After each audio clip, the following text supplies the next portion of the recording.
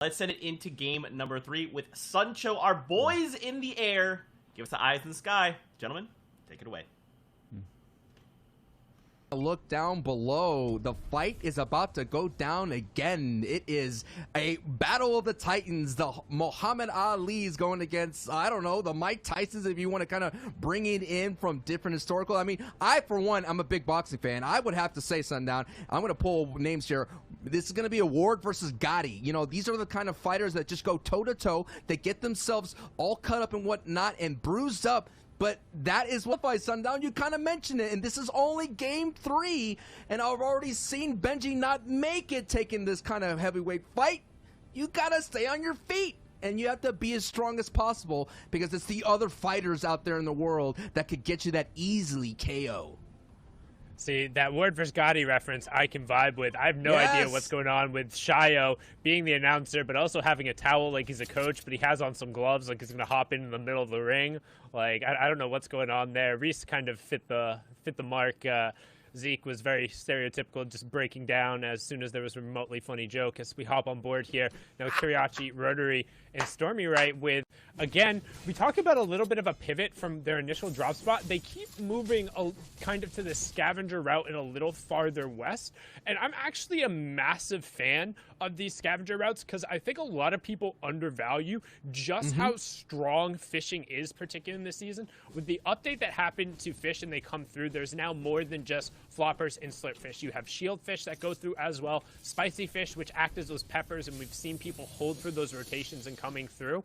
And then you're able to kind of get enough of a reservoir. And on top of that, if you're fishing through, the pool of weapons you end up pulling are generally charged shotguns and ARs, which if you're able to then hit an upgrade bench, as there's a number kind of based around the perimeter of the map, you're able to get the effective loot you need. As now we hop on board here with our #1 team, it's Milan, Chapix, and Queasy. Chapix, somebody used to duo with Crew, saw him and the duos portion of the World Cup.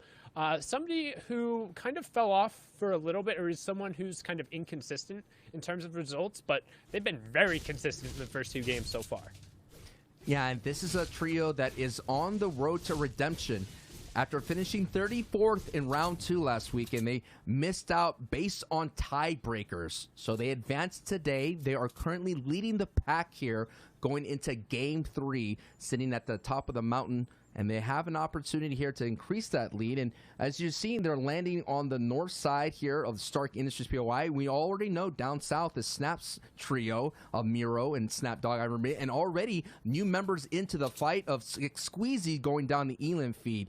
And so this is what's going to be. All the times that is happening that we have here from week 1 to week 2, we're seeing the adjustments of Rotary already kind of making that as well. But this fight's going to break out right now. Milan, Chapix, and Queasy have someone that is out on the start pawn all by themselves, and it is Snap and Swag and Miro, and down goes Swag right there. That was a very interesting kind of pull to take. I don't know. Would you want to fight out there out in the middle of the pond? You know, you could get snatched up like Voorhees out of nowhere. You know, it's dangerous to fight out there.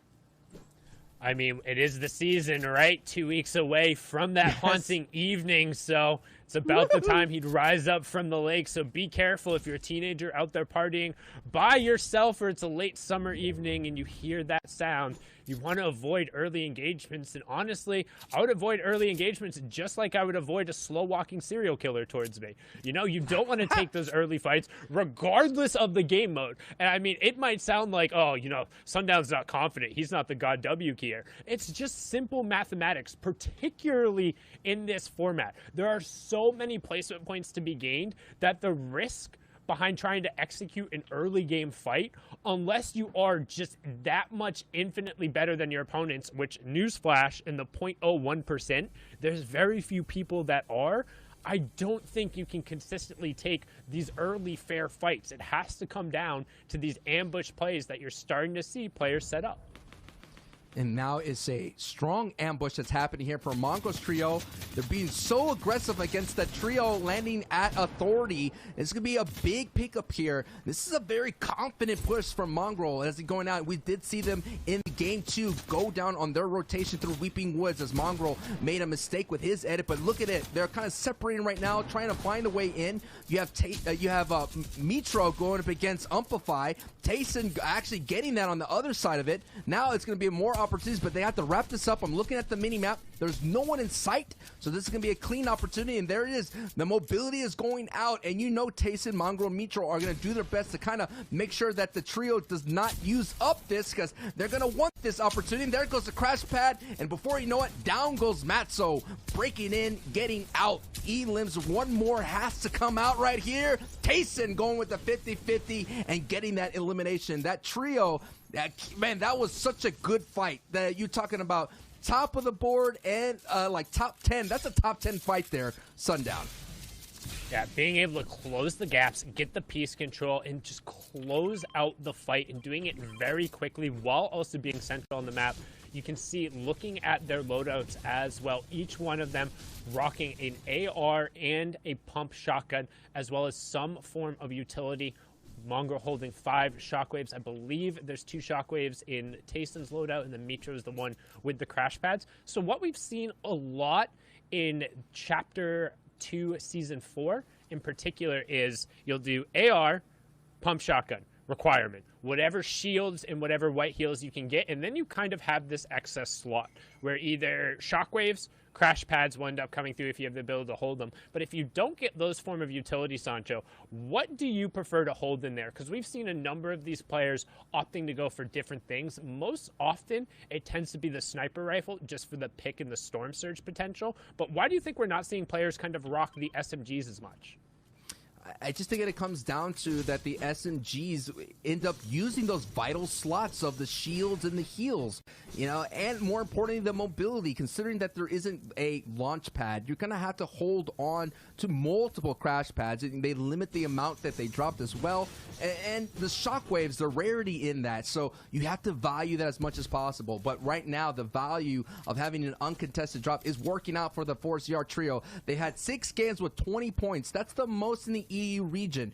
And one thing I like about this rotation that they have is they usually piggyback and they kind of take the scraps in Salty Springs as well. So that is why it's working well for 4ZR, and already they're in the top 5. So the pick from week 1 from Reese is still showing strong. And I'm just taking a look here. 4ZR is also deadly in Zone 8. In Day 2, he had 16% of his elims came in that Zone 8. So he's going to be such a very deadly trio. And we already see 4ZR have those opportunities like the Thomas HDs where he kind of just stays on his feet and kind of rats his way and picking up those placement points. And you're going to take a look. That's 5 elims in Day 2 for 4ZR. Yeah, and somebody who does incredibly well in terms of kind of boosting that clutch factor. Another one of those players who is up towards the top with 25 plus additional points being kind of allotted to him. And I was going to make a comment about the skins they're wearing, but we'll focus on it next time we hop on over them because it's a little more pertinent when you're watching them as we switch on over. Still going on to this Doom's Domain fight. And this is something we kind of talked about when you don't resolve this fight necessarily that quickly. Look at the situation they're in. Like, yeah, they have okay loot, but they weren't the ones who got Vault side. They're on the northern side, so no shockwaves, no epic ARs coming out from them. And also very little access to materials. Little amount of brick on the north side of this. Almost no metal on the north side of Doom. So it's really, really, really difficult now for them to push in past not only Noah, Razon, and Aqua, but there's another team that's to the south and to the east of them. It's like, I'm going to say it again. I said it last game. I think Benji, Lecce, and Savage, if they want to win this FNCS, need to leave Dooms. Yeah, and you're taking a look right there, the result of the slugfest that's happening coming into this matchup. In 28th place with only 3 points, and they're going to have to work with a lot less. Seeing this kit, you do see some gas canisters, though. You kind of mentioned what would you carry into those opening spots, Sundown. The gas canister has made an appearance recently. It's an interesting kind of like you can't expect it because you have to put so much value holding on to such an item that only has one utility, which is putting gas into this vehicle, as we're seeing here. And Cammy had a nice opportunity where he was holding on strong. He was the last remaining member of his trio, coming into second place in that last match that we have here. And so Cammy's squad doing so well, 44 points compared to Benji's squads with the 3. And that kind of highlights your point, Sundown, is Dooms worth it for them? I'm leaning towards no. They have to get out of there. Like, don't get me wrong, they're pretty good in the early game. They aren't better than Raison, Noah, and Aqua. Aqua is one of the strongest mechanical players in the game, period, and Noah showed, particularly during the solos FNCS, that he can go toe-to-toe with Benji at any point in the game. He was the one who was saying, hey, I'll go ahead and challenge him. I'll try and play that aggro playstyle. I think the proof is in the pudding, but the benefit here is the fact that these guys are so freaking good at using the utility. The harpoon shot, the Clay Classic coming out from Benji. We talk about how good the utility can be. The harpoon generally used to grab loot, but there, Benji grabbing more than just loot. But can he convert over? Because again, we talked about them being pinned, going to use all the excess utility. The propane tank comes out as well. Lecce going down, but Benji gets caught with a huge burst in the side coming out from Noah. That's some high key awareness. And oh no, Benji has to be so aware here. That's his own fire. You can't step into that. Oh, he got the siphon. The siphon ticked over right as the burn damage would have come through. Lecce is going to get... Oh! Woo! Sundown, you're left speechless, but what a high IQ play using the Clay Staling Classic and getting the card. The clutch, Mr. Clutch, Benji here now is all on his own, Sundown. But he choked. He could have had the chug splash. I thought he was going to chug splash right away and then throw him back, knowing he had the siphon going through. He couldn't really afford to let Lecce go down there. Yes, he has the reboot card, but we talked about that other team who's going to pin him here. So despite the fact this is now a 1v1 against Noah, who, again, we've talked about it, has no problem going toe-to-toe there, there's another team who's just chilling and waiting. And honestly, that team might end up opting to go back into the storm here and try and cause a little bit of trouble. You can see him lurking right on the outside there. They're closing in on the gap now, and Noah is going to be forced to burn the shockwaves. They're going to go for the reboot, but Sancho, that reboot makes a loud noise, and in this situation, that might as well be a dinner bell for the team who just saw all of these guys go down. They know they're going to be leaving from Dooms. They're going to have tons of excess loot coming out, but they're not going to necessarily have the builds to defend themselves. And we already saw Shio and Reese breaking down this heavyweight fight. The crowd getting the oohs and ahs. Benji with those haymakers, getting those clean hits. But it is the consistent pressure of Noah, Aqua, and Raisin. But here is the ambush play. And it's Mongrel hiding in the bush. And oh my, a big knockout blow. And boom, there goes one. Bang. And Aqua and Raisin are eating so much storm here. And they got to make a very weak rotation right now. They can't white line it because you have this dangerous trio. And now it is. Now they got all the opportunities to make this push because they have the recon available, and they're going to go ahead and push them. And now it's just a matter of moments. You went from Muhammad Ali to this dangerous, I would say Mongrel's team is actually the Mike Tyson in this world. They hit hard and they go aggressively, and Aqua now is on the ropes, and KO! Down they go. That is why you don't fight so hard in Doom's domain, because teams like Mongrel will pull a Zexro and third party you and send you right back to the lobby. Yeah, just cleaning that fight up there, waiting for the opportunity, and now converting. All of a sudden, this is a big game opportunity coming through. Tayson, Mitro, a.k.a. F1, F2, F3, F4. Liquid Mitro, one of the most dominant players in all of Fortnite history. Honestly, probably one of the most consistent wire-to-wires, going all the way back to the original Blitz Showdown, where when the top players were only single digits away from each other in the top 3,000, this kid was 200-plus points of even the next closest, then went on to win basically everything in a skirmish. But another player who's been around since then, we got Teak, pushing forward, has found a ton of success, not only in the DreamHack, the World Cup qualified player, as well, trying to find a little bit of room here with Seti and Cubex. So far, 2 Elims, both on the back of Teak, in a decent position here in the third zone, but there's a whole bunch of triangles around him. So many champions are colliding here in the FNCS trios. So many champions teaming up together to try to go for a two-peat here.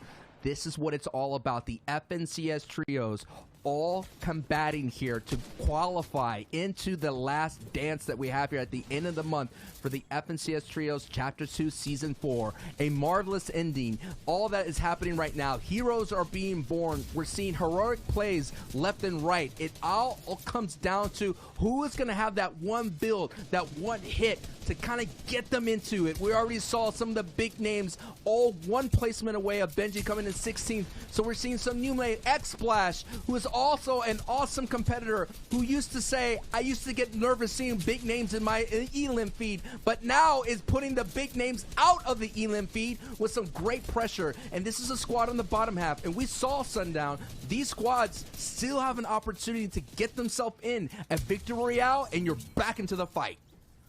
Yeah, and don't forget, again, last week we had somebody, it was the first time ever making an EU FNCS final appearance, able to qualify all the way through Murrow and his trio. I mean, the fact that they're able to do that, you talk about kind of seeing the big names in the elim feed. Well, I'll let you know, you're at the dance, buddy. You're a big name regardless. You're on the screen. Everyone has a chance. Everyone was that first-time player who is there. I love kind of my biggest fan of the trend of like how it started and how it's going is seeing all of those initial DMs between the Fortnite guys and the guys who performed really well at the World Cup and seeing their initial following and kind of the first ones being like, hey, you want to try and maybe scrim? Oh, hey, you want to try and maybe practice? That's where this ends up going. And for some of these guys, it's been a long grind to get there, but they're finally up at the top and we're seeing their names consistently over and over again. But right now, from the high ground, Razumi, Siberia Jake, and Sapphic trying to convert on a really good play here. Squint will get picked up over there. Good job to get the finish on them. Still 58 players left, so a little bit of Storm Surge could come into play as this zone closes, but enough aggression to where the priority is going to be packing the outside of this circle right now. This is the 6th place team right now going into this match with 36 points, so they're able to get 1 point there. And they're going to get very close to the elims. We're seeing how elims are still a factor. The top 10 do a lot of damage out there, and this is a set lobby here, folks. And in a set lobby, there's only so many points that can go around. You get guaranteed points and placements once you pass the top 17, but the elims are like bonus points essentially, and there's only so much and so few. As Sapphic there catches Toby as he was about to walk out the door, he says, hey man, you left the backside open, and two trios go down right there, and Sapphic and Cyber are looking so strong as poor Toby gets sent right back out. Might have to report himself. I mean, might have been a Michael situation here because no one likes Toby in human resources. Yeah, it wasn't Michael taking him down, though. It was Siberia, Jake, Razumi, and Sapphic there, but I could understand the prank might have been a little bit too much. Just had to go on a quick little reprieve. Not to Costa Rica, but back to the lobby there now. You can see they're trying to pin a little bit. You have Stormy right up on the high ground above it. Patrick is going to get taken down in the box. We'll get the conversion over there. Mexi's been taken down, though, so it will just be Astro SMZ and OT Exponential, also formerly known as Hardfind there. You can see trying to find a gap with a decently long rotation for a lot of these players. Expect to see some utility go out. There's the bouncer to the left side of your screen as Stormy right, Rotary, and Kuriachi trying to take some shots up on the high ground, but the fact that they're still holding here, to me, indicates they're under pressure and don't have the utility to go to the far side, and that's what it is. It's Wakey and Snappy putting the pressure onto him right away, and there's Michael. He comes charging in right away, saying, Toby's gone, I'll do what I want, clean it up, 4 elims for the crew, some crash pads as well, the shockwave to make the rotation. Anas is going to pick up Stompy, he's going to combo it with the crash pad, and we have our 5th zone straight into the moving. And the question is it Pretzel Day for Michael's trio? And now we're going further and further, and we're getting closer and closer to the great end game. And we're seeing here who's left, who's alive. We have Mongrel's trio down below as Deceptos gets taken out, so that trio may be done. Yes, there it is. Hen is out. Milan Chapix is a new face into this week 2 here, or the qualifiers, taking out another new face as Papa Flares is popping off in the elim feed. And we're going to see it's going to be a very clean end game here, Sundown. No mountains really to worry about. If it does pull up north, though, they have to worry about all that water. Yeah, the water not as bad this chapter as you're able to kind of go through and build on top of it. But the one thing you'll note here is, what's up, Queasy? You're not a part of the Blue Man group? You too good for that? Rocket the Gold Trooper over there. You can see the other ones got those custom superheroes going out. That's when we're going to talk about the pro players. End up enjoying either making them all a monetary color. You see some of those all black skins a little bit there. Ref's Guard right now pinned against the side of the zone, utilizing all of this Chug Splash. Is going to be able to get a knock there as well, but can he convert onto it? No, that's actually Scram who got knocked, so he's trying to stick that revive. Has a team tarping underneath him, but a little bit of clutch potential coming out here. But let's hop on board Sneelix, Snag, and Heatsy, somebody who wasn't able to qualify in that week 1. A trio who's been relatively hyped up. They were comfortable qualifying this week, though. They led most of the way through the semifinals, and right now they have a really good priority position on this tarp. They're not necessarily high or low ground, but they're front of zone on the mid tarp and all hip to hip, which gives them priority advantage on anybody who might slip up here. The only thing they have to worry about is Storm Surge. It's there. They're only 37 above, and they could easily be below that. 9 players have to go down. The Storm Surge does so much damage, 25 HP. And one thing you heard that little hissing sound. Steelix is running the charged shotgun, which indicates that it was actually a choice here considering everyone else has had the side grade, which is something we've seen because in these not exactly wall-to-wall situations, but when you have a little bit more room there, the charged shotgun is more damage efficient. You can put out more damage at longer range, and Steelix got a huge hit there that was able to back him off. However, he's going to be forced to kind of medkit off or pop a flopper on the backside of the zone, but will the flop be enough to pop him forward into the rest of the zone as we hop on board here? Here's Heatsy going to hit the bouncer, trying to get a little bit up on the high ground. We still have our #1 team, Traffics, picking up Elims in the feed on the left-hand side. 12 trios remaining, 30 players left. Don't forget, each trio that drops is an additional point, but it's all about the top 1 and 2 as Heatsy eats a big pump shot, and he's going to be forced to take that last mini. Mongo's trio is heating up the feed right now as Heatsy does lose 1 member of the trio, so it's up to Steelix and Yeezy. There's so many duos and solos out there in the fight. Tayson picks up another Elim. Anas' trio is doing really strong. I see Thomas and Anas popping off, but it's the story down below as Tayson gets taken away. Yahtzee was just sitting there waiting for him to come through, and the same thing happens. One fish eats another fish, but the big fish is Kiko sitting at height. The trio is looking strong as we're taking a look at Mongrel now with only Mitro here as down goes Flick. Big names are taking up big names. The mud is happening, is slinging back and forth. So many big time names are going down right in the low ground, but it's Height who has a strong position as Queasy, Milan, and Chapix are second from Height, so they're in danger, Sundown, from getting beamed down, but they're not worried about that because they're looking for some Elims down below. Yeah, and you can see it's actually pulling back over a little bit of these old builds, so they're in a relatively safe spot, but they need to be cognizant of how many mats they have. You can see Wakey able to pick up a pair of Elims, but the Mitro trades it back, and right now Mongo and Mitro on the backside of the zone is very scary. Chapix going to use all but the last edit down comes through. Cubex eats a huge shot out from Chapix, finding the pump there. The second one, brilliant 180 coming through, gets the confirmation as well. Still has an HP advantage, but that's the 5th Elim coming out from Chapix right now, trying to do everything for his team as Milan picks up Mitro, which means Mongo is alone on the low ground there against Milan. You can see up on the high ground, Nate, 4ZR, and Kezix completely uncontested as we work back over the old builds. This match is theirs to win, but right now the story is what's happening on the low ground. And that is a great story indeed. You're seeing some big-time plays happening as they're already getting so many Elims with 8 Elims, 69 points as Kiko takes down Teak. Kiko's squad was up on the height, and they lost it to a strong squad of 4ZR and Kezix. But Milan, Queasy, Chapix, down goes Queasy. Now Kiko and Mongrel is still in this fight. Mongrel, can he pull off the solo performance? It is possible. No, down goes Mongrel to a strong trio team. Slender goes down. So it is 2 trios going up against it, but the shockwaves send everybody out. Oh my goodness, Milan, Chapix with some nice plays here. Chapix has a medkit. Chapix has a medkit. He needs to find the space where the zone is going. He needs 3 additional seconds in the zone to be able to pop it off, but theoretically, he should have the HP advantage, especially as Mon. He's going to throw him out in the zone. He used the shockwave to throw out in the zone. That's such a great play from Chapix. Oh my lord. The first shockwave to go off, the second shockwave to send the player out, and Milan gets the